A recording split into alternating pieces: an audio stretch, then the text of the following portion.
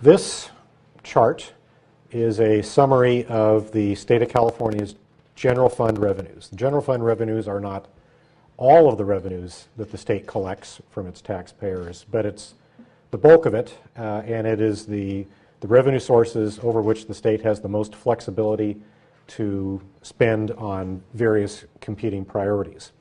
And I won't go over each of these, but I want to point out a couple of important features. First of all is the heavy reliance on the personal income tax, which is the, I guess that's blue, periwinkle, whatever color the projector is creating right there, on the right-hand side, making just over 1/2 of the state's general fund revenue, so a very large revenue source.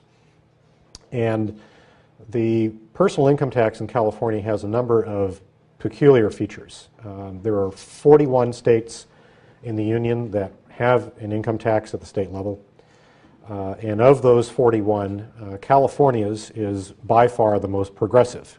By progressive, what I mean is that the largest amount of the tax liability is concentrated in the smallest number of high-income taxpayers.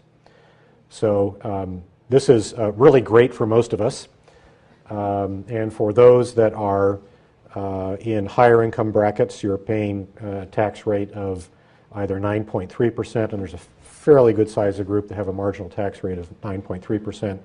And then there's a much smaller group that is paying a marginal rate of 10%, but that's generally for families earning more than $400,000 a year, so very small. But that relatively small number of taxpayers pays the overwhelming majority of the personal income tax in California. And for most of us, that's really great. There is a problem with that, and this is one of the reasons that the state is in such a bind and gets into a bind periodically. Those taxpayers don't derive most of their income from wages and salaries. Their income is heavily dependent on things like business income, capital gains realizations through stock market activity, and through stock options, so the realization of stock options through their employers. And that income tends to be very volatile. And the way I like to describe this is when California's economy sneezes, the state treasury gets pneumonia. So small fluctuations in the level of economic activity can have very large fluctuations in the amount of personal income taxes that is paid by this relatively small group of high-income taxpayers. So we've made this choice. We've made a choice collectively to impose this burden on a relatively small number of individuals, and the price that we pay for that is that that goes up and down, and that when there are changes in the business cycle, that depending if it's going up or down, if the economy is expanding, money can just flood into the state treasury and they can build large surpluses, which is what happened during the halcyon days of the technology boom in the late 90s.